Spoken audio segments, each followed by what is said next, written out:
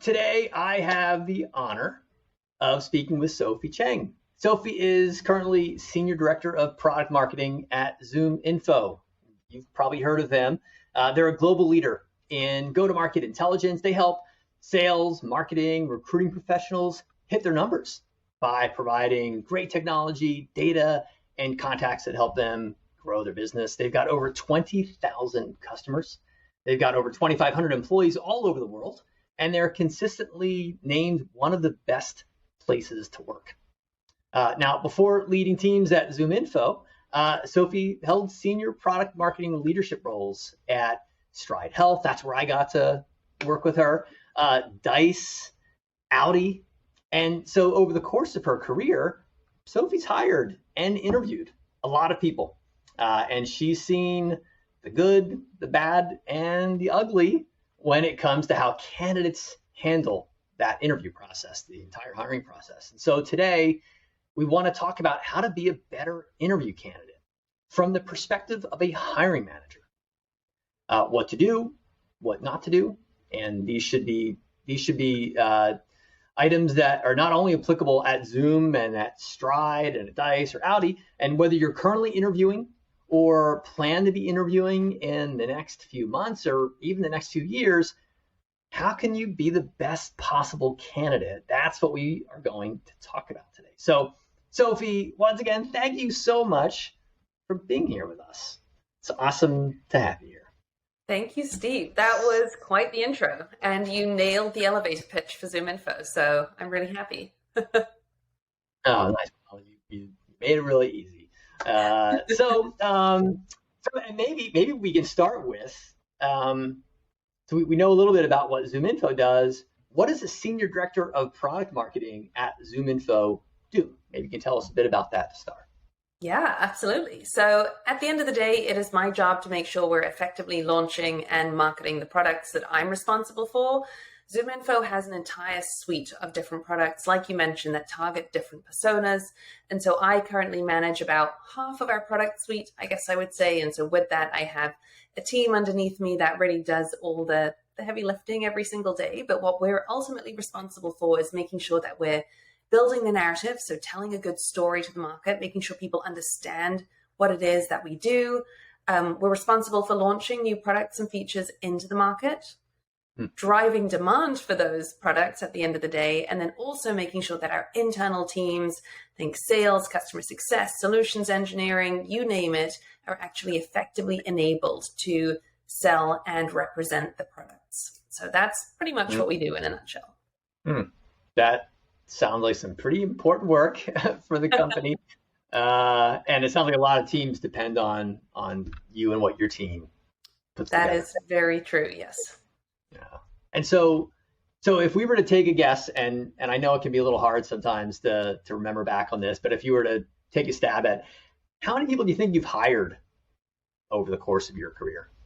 Yeah, it's a great question. And, I was thinking the number actually isn't that high. And then I was debating, well, why is that the case? And I feel like product marketing typically tends to be a pretty lean and mean team. Like we're only recently seeing teams of 20, 30, 40, 50 people in a product marketing team, which is crazy and super exciting, but that didn't really used to be the case. Like I got into product marketing, I guess about a decade ago when it was still kind of new and many people didn't really know what it was. So I think I'm probably somewhere in that 20 to 30 range of people that I've hired at this point in time. Yeah. And so there are the people that you've hired directly, and then you've participated in quite a few interview loops, and we'll get into that in a bit. But if you were to think about, for let's say it's 20 to 30 people that you've directly hired, for each of those, how many people do you think you'd interview for each of those jobs? Sometimes you might get lucky and you find the first candidate is the best candidate, but you probably interview several, right, for each position that you've hired? Definitely. I take hiring really seriously. And so I talk to a lot of people. I want to make sure we're finding the right fit for the role, for the team, the culture overall. So, I mean, it's got to be somewhere in the hundreds, not just for the roles that I've hired. But what's really great about product marketing is we're so cross-functional that I normally get involved in hiring for product management, product ops, customer marketing, market intelligence, demand gen, you name it, kind of across the board. I get involved in the hiring process, making sure that we're finding effective partners for my product marketing managers at the end of the day. So that number is definitely much, much higher, and has also given me a great appreciation for the hiring process and making sure that we do bring in the right people to build out that cross-functional team. Yeah. So between both the team that you've built yourself and you interview a lot of candidates for every single hire that you've made, you also participate in the interview processes for a lot of other roles across the company. And so, to your point, you've interviewed a lot of people. Yeah. And so obviously that's, again, what we want to get into more a bit about. But perhaps you could tell us a little bit about the hiring process at your current company, as much as you can share. And I realize there are some things that maybe you can, but maybe you could tell us a little bit about that. So let's say somebody submits an application. What typically happens next? Yeah, for sure. The nice thing about ZoomInfo, amongst many other great benefits, is we pretty much get to set a lot of our own processes. And so I have determined my hiring process for how I want to go about finding and hiring the best candidates. The beginning stays pretty much the same across the board, though. So once an application comes in through our system, it's always the recruiting team that will take a first look at it. So they're doing the first pass on the resume, making sure that it ticks all the right boxes. And if they feel like it does, they're either immediately going to set up an interview with me, or they may actually go ahead and, just send me a quick note saying, hey, I think this is a really great candidate. Do you agree? Should I set up time? And that typically happens when you have like a net new role that they're not quite sure how to hire for. So then they want to, run a couple people past you before they start setting up the interviews, just to make sure they really understand what it is that you're looking for. Got it. Is there anything that you would say like automatically like flunks an application? Anything that's like, look, like don't do that because that thing's gonna knock you out right away.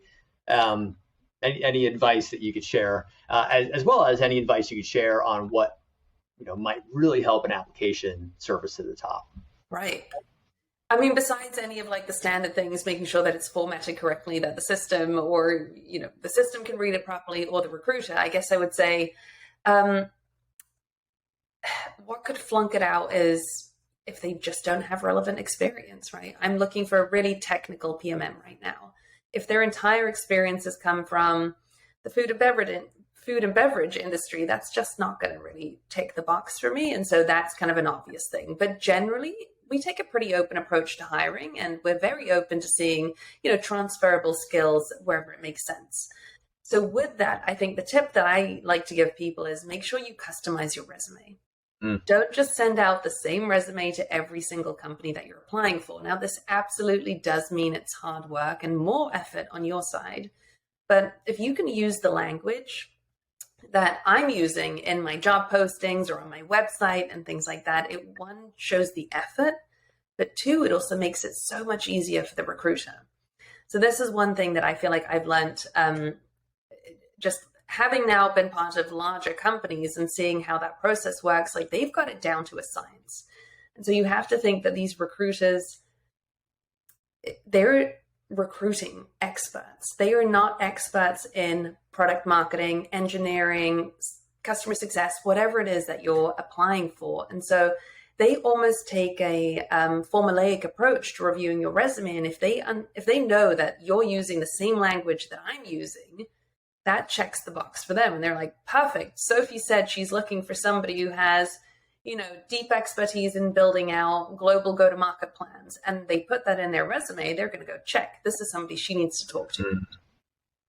Such a great point there, right? Because recruiters are often recruiting for several jobs across several different departments or functions, right? And it's a lot of work. And so to the extent that they can take a look at an application and see, wow, that experience matches exactly, almost bullet for bullet, for what is in the job requirements section of the job listing. That makes it so much easier for them, right, to make a decision versus like, wow, I have to really decipher this here and see if any of these skills that they've outlined actually match in some shape or form what we're Exactly. looking for, right? So it makes it easier for that recruiter.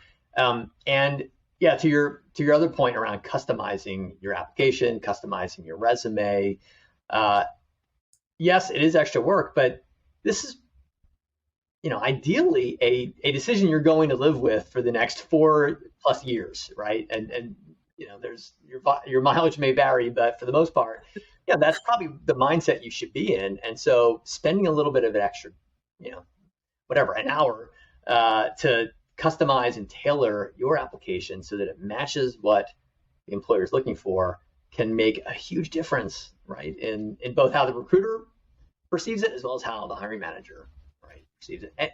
Any perspectives on cover letters? I hear different points of view on this.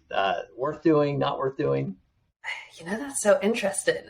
I think my first thought was, wow, that's kind of old school.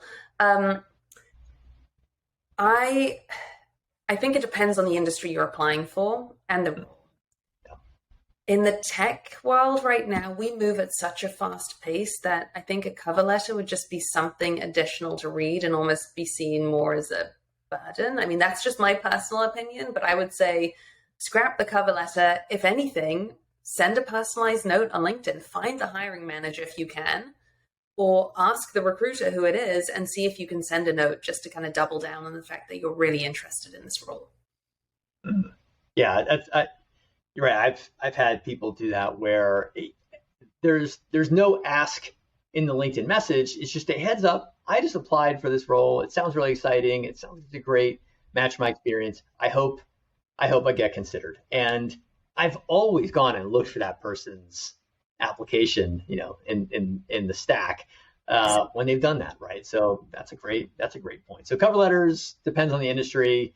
If you do it, you should probably customize it and tailor it. But what might even be better is some other form of outreach, right? To give a quick heads up that I applied. And okay, definitely. Awesome. And so the tip is just know your audience, right? Like who you applying to and what for. So depending on that, there's different approaches you can take. But yeah, in my case, LinkedIn, quick and snappy, that's the way to go. Got it. Okay, great. And so let's say then that the application passes the recruiter's screen. Yeah. Then what happens? Who would be the first person they would meet with? What does the process look like from there? Yeah. Well, in my case, that's me. I'm always the first stop for hiring on my team or roles that I'm responsible for. The way I like to run the hiring process is I set up a committee. And so I have different people who are part of the interview process who will, dig for certain aspects of it. But I want to make sure that I vetted this person and I say, I think this person is a great fit for the team overall. And so my focus very much is on their interests. Where do they see their career heading? What drew them to this specific role and the company overall? And so it's much more kind of a cultural fit interview, I guess I would say. I absolutely dig into product marketing as well to make sure they have relevant experience, but I'm not going to go deep. I'm going to then hand them off to another product marketer to go deep on things like, what's your experience launching features for a SaaS product? And then I'll hand them off to maybe somebody on the product management side to talk about their experience working with product management or their technical knowledge. May hand them off to somebody on the sales or customer success side to understand what is their experience training and enabling these types of teams and how well do they build relationships with stakeholders across the business. So I typically do that very first pass, give them a thumbs up, and then they kind of go through that hiring loop, as you call it. Got it. And then when they, I guess, is there any advice you might have around that? That first interview sounds pretty crucial, right? That determines whether they go to that next phase of the committee. Any advice you would share on what to do and what not to do in that first meeting? Yeah. I mean, I can give you all the standard tips. So I feel like my favorite one is just make it a conversation, right? This isn't a This isn't a checklist of questions that they're hoping to ask you or vice versa. So make sure you come prepared to ask good questions. But at the end of the day, you're interviewing them just as much as they're interviewing you. You need to know by the time you finish the 45 minutes if I'm a person you could consider yourself working for. Do you think we could get along on a daily basis? Do we share the same philosophy around what product marketing is? Am I the type of person that could actually help you get to that next level in your career, or whatever it is that you're looking for? Make sure you ask those questions and probe deep. And I love it when candidates come prepared to talk about those types of things. And when you finish the 45 minutes, which in my case often turns into an hour or longer, if you feel like it was just a conversation, then it's gone really, really well. Like, to me, that is the ultimate kind of, I guess, success criteria, that this is a good candidate because we just jived and time flew by. Yeah, you've probably been in some of those interviews where, 5 minutes in, just because of the way the dynamic is working, you can tell, like, wow, this is going to feel like a long conversation. And others, you're right, they fly. And in most cases, for me anyway, the ones that fly by, to your point, are the ones where it does feel like a natural conversation. Yes. People are prepared, but it doesn't feel overly scripted, right? It feels like, because you're sort of imagining, can we work together? What would it be like for us to work together? And chances are we're not going to show up with scripts to every interaction we have if we end up working together, right? So the ability to just have a conversation, and you hit on something I think really important there, show up with questions. And you really underscored, questions that relate to how one can further their career through this opportunity, through working with you, right? So it signals that this person is thinking about this as a long-term decision. This isn't just a specific, job they're applying for. Right. They're taking this seriously. Any advice on what types of questions are not the right ones to ask in this kind of forum? This might be a contrarian opinion, but I think what sometimes can rub me the wrong way is if people come in with too many questions around, okay, what's work-life balance, as in when am I expected to log in and log off? Can I take lunch breaks? Can I do this? How much PTO can I get? And I absolutely think those are incredibly important questions. But if those are the only questions you have and the first ones you're asking, to me, that signals that you're really in it to try and find something where you can just scoot on by. And you're not really looking for a long-term home. You're not looking to give it your all. And so that's definitely one thing that for me is a bit of a red flag if people come in with too many questions around that the very first time we're meeting. Definitely not saying you shouldn't talk about it, but maybe let's suss out if this is the right fit, and then at the end we can really get into those things. Yeah, that's a really good point. So it is good to know if you are a good fit for the working cadence of a team or a company that you're going to join, but there are probably more important things to figure out up front, right? Like the scope of the role and the responsibilities and how we'll all work together, and how will I grow over time? And if those items are aligned, then sure, maybe figure out, if it's going to be a balanced fit. But to lead with that stuff or ask it too soon or in this first conversation, too early, right? It sends some different vibes. So let's say they show up, they ask great questions. You have one of those conversations that lasts an hour, felt like it was 5 minutes, and what happens next? Yeah, then they basically go on and talk to the rest of the interview committee. So that's typically 2 to 3 people, depending on who their key stakeholders are. And what I like to do is make sure they talk to the people they're going to end up working with on a daily basis. So it's typically somebody from product, somebody from the product marketing team besides myself, and then somebody from enablement or one of the frontline teams. So that way you get a broad view of the different stakeholders you're going to interact with, but also you get to know the people that you're really going to be talking to day in and day out. I've personally interviewed at companies where, I got to meet fantastic people. And at the end of it, I asked, well, how would they relate to my role? And they're like, yeah, you're never going to work with these people because they're on a different team or this and that, right? They're just a great face for the company. And to me, teamwork is everything. Making sure you're hiring people who jive well together, who are going to do great work and want to come to work every day and enjoy it. And so it's super important that you share with them who they're going to be working with on a daily basis. So that's definitely like the top criteria for who I put on the interview panel. And then I like to give them really clear guidance on what to talk about. Sometimes, you walk into an interview and you don't really know what to ask. And so I typically give the whole panel a focus area. Like, what is it that they should be digging into? Are they looking for cultural fit? Are they looking for technical expertise? And that way you can prepare both the candidate, but also the interviewer on where they should be spending their time, because it typically is just a 30-minute interview. And I'm not so I've seen in some companies those committees will convene and share how their conversations went, and maybe that happens in person, maybe it's happening asynchronously, through written formats or what have you. But people are basically sharing how their conversations went. Is that how it works at ZoomInfo? We typically do that async, yes. What happens is we'll kind of give feedback async in that stage, and then we go into an assignment stage. After the assignment is when we will convene like as a group and discuss it in person. Got it. Okay. And so you've set up your committee so that the candidate has an opportunity to explore what it would be like to work with different members of the team.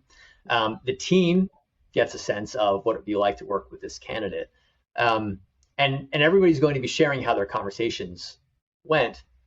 And you're probably looking for a bit of diversity of content around what they're sharing, right? So in other words, I've seen in some cases where like a candidate went through and they pretty much had the same exact answers for every single person in the interview loop. And I don't think the point is to like see if we ask the same question, do they give the same answer? It's more like to really get a well-rounded view of the individual. Is that a fair kind of capture of how it works there? Yes, definitely. Yes. Okay. So you're looking. So what can a candidate do then to kind of really do a good job with the committee portion of the process?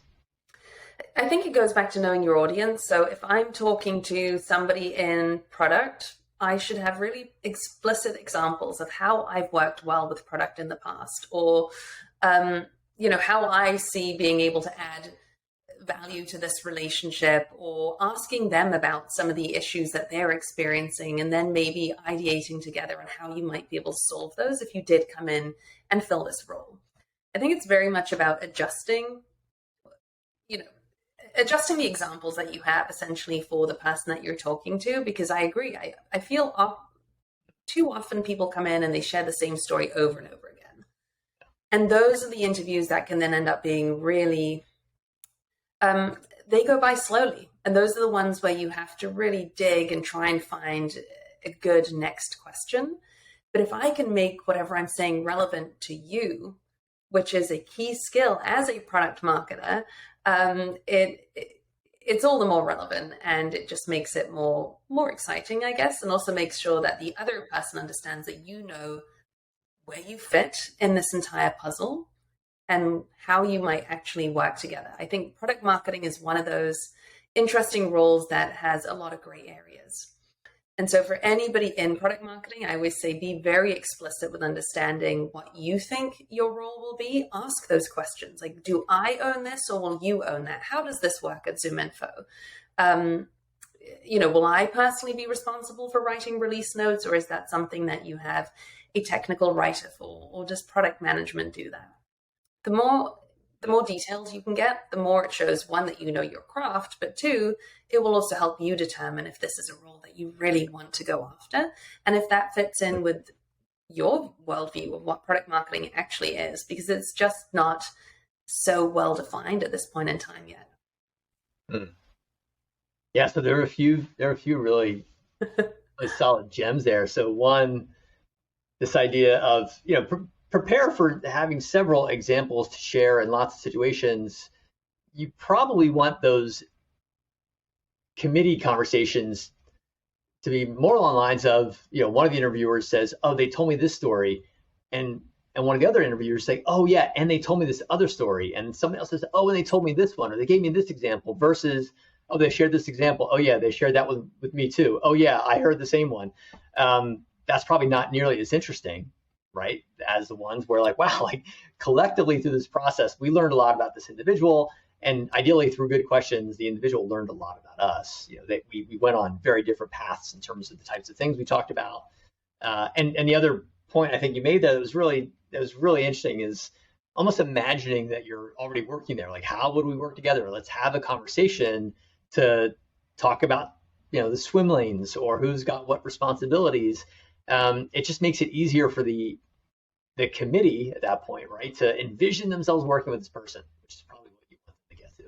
And so great. So the committee, you do asynchronous feedback. I'm assuming there's some kind of rating system, higher, no higher, strong, right? Something along those lines. Yes. Yep. We use a system. I want to say it's called Greenhouse. Everybody goes in, they put their notes in there. You get notified if you're the hiring manager. I'd say the good thing, for me personally, the good thing about ZoomInfo is it's not a democratic hiring process in the sense that if somebody says no, that you can't move forward. The hiring manager still has the power to veto that or decide that you still want to move forward with that. Now, obviously, there can be exceptions to the rule. If it's a really high position, that maybe the CEO is hiring for, that's a different case. But in my case, for a lot of the people that I'm hiring for my team, if somebody says no and I feel strongly about that, I can still move them forward and say, let's have them do the assignment and then reevaluate this. Got it. Okay. And so let's assume that happens. So you get the feedback, people put their scores in, you say, let's move forward. The next step, you mentioned there's a presentation or some kind of exercise. Yes. Yeah. I love take-home assignments. I know it can be a pain if you're a candidate and it feels like additional work, but to me, it really is a way to understand, how do you problem solve? How do you think? It's not about, did you get it right?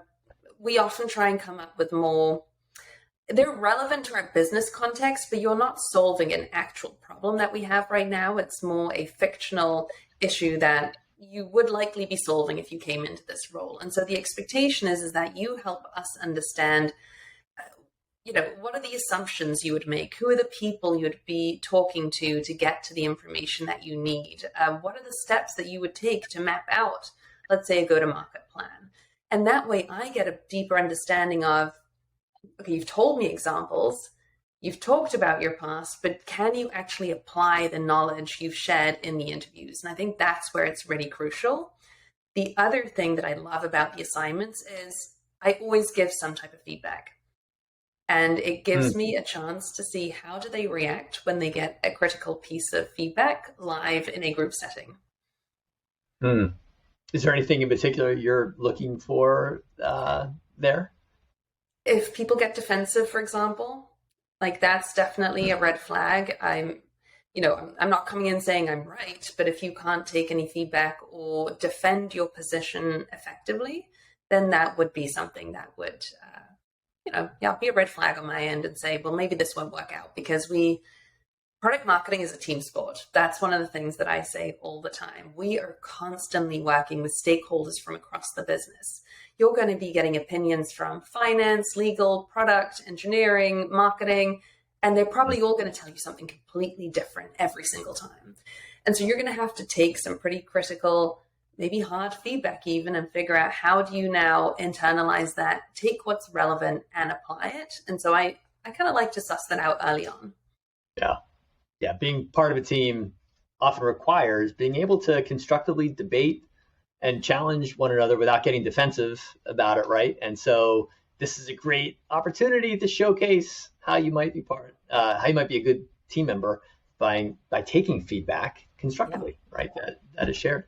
So after all of this, or I guess kind of going through this whole process, is there anything else that you would say or advice you would share with candidates that they can do to really set themselves apart in a good way, and anything not to do other than don't get defensive with feedback, that would set themselves maybe in a not so good a way? Any general advice you would have for candidates today? That's a good question. Just kind of like a really generic, what's a good tip?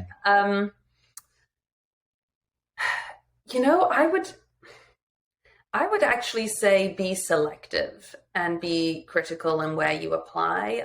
I've personally done this myself earlier on in my career where I was like, I'm just going to apply everywhere because a job is better than no job. And that absolutely is true at the end of the day. But if you're in a position where you can be selective, take the time, make sure you're researching the companies and you're really applying to places where you think it'll be a good fit for you. So do some internal digging, let's say, and understand, am I a startup person or am I like a Fortune 1000 person? Do I enjoy working in a remote environment or do I actually need to be in the office to be effective? And so once you understand all of those things about yourself, it will really help you shortlist the companies that you think could be a good fit for you. And that will also make the hiring process so much easier. Because if you know that this is a good fit for you, they're probably going to feel the same way about you as well. And that goes back to what you mentioned up front around doing your homework, tailoring your application, tailoring your resume. Through that process, you will probably go through a good discovery exercise of figuring out, is this the company I want to work for? As you're tailoring it, you're going to learn more about that company. You're probably going to dig deeper into their products and their culture. And yeah, it's okay to not apply if you feel like I'm not a good fit for this company, and reallocate that time and investment right in those opportunities where you feel like I am a great fit for this. I'm really going to go for it. Right. I think that's great advice. And yeah, it can be hard. It can be hard to, in tough job markets, it can be hard to take that. But again, if this is a 4-year decision that you're making, make it the best one for you, right? Make that a great 4-year run for yourself. Sophie, this has been super helpful. If people wanted to come work for you, what should they do? Where should they go? Yeah, well, you could head to zoominfo.com/careers. We have a ton of job openings across the board. So if there's something that piques your interest, go ahead, apply on the site. Or you could reach out to me on LinkedIn directly. You can find me as Sophie Cheng on LinkedIn.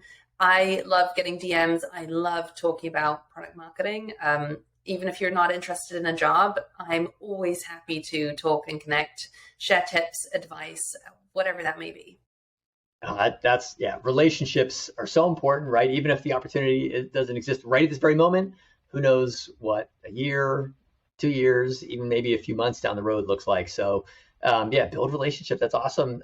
Sophie, this has been amazing. I learned a ton. And I know everybody watching this will have learned a ton as well. So thank you so much for sharing your time and your insights. It's been awesome. Thank you, Steve. Thanks for having me. Hey, so thanks for watching. I hope that was helpful. If it was, go ahead and hit that subscribe button.